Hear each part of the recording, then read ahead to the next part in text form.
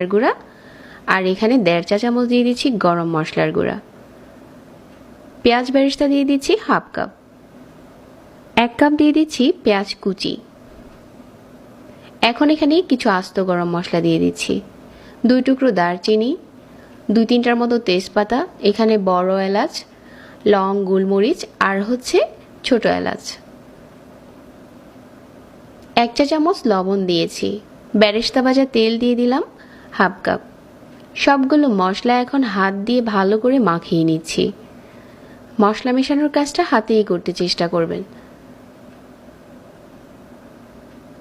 এভাবে করে সবগুলো মশলা মেশানো হয়ে যাওয়ার পর এটা আমি রেস্টে দিয়ে দিচ্ছি 1 ঘন্টার জন্য। তারপর চুলাতে বসিয়ে দিলাম আর মিডিয়াম আঁচে জাল করে নিয়েছি।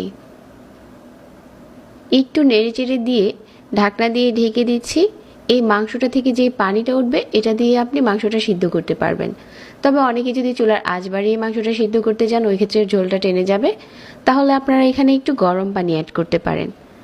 মিডিয়াম আঁচে এভাবে করে বেশ কিছুক্ষণ রান্না করে নিচ্ছি যাতে মাংসটা নরম হয়ে আসে আর ঝোলটা পুরোপুরি টেনে আসে। শুধু মাঝে মাঝে একটু নেড়ে দিলে হয়ে যাবে।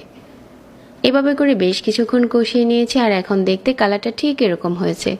এই পর্যায়ে কালাভুনাটা বাগার দেওয়ার জন্য রেডি হয়ে গেছে। এখন একটা প্যান বসিয়ে 1/3 কাপ নিয়ে নিচ্ছি সরিষার তেল। কালাভুনা অবশ্যই সরিষার তেলে বাগার দিতে হয়, তা না হলে দারুণ একটা স্মেল আসে না। আদা কুচি দিয়ে দিচ্ছি এখানে 1 চা চামচ। 4-5টার মতো শুকনা মরিচ, 2 কোয়া রসুন কুচি করে দিয়ে দিচ্ছি। সরিষার তেলের সাথে এগুলো ভেজে যে মাংসটা আগে থেকে আমরা বোনা বোনা করে রেখেছিলাম এটা এখন দিয়ে দিলাম। কালাভুনাটা বাগার দেওয়া হয়ে গেছে। এই পর্যায়ে এখানে দিতে হবে কিছু আস্ত পেঁয়াজ পাপড়ি করে নিয়েছি আগে থেকে, ওটা দিয়ে দিতে হবে। আর কিছুই লাগবে না। চিটগংয়ের অথেন্টিক কালাভুনাটা নাকি এভাবেই রান্না হয়।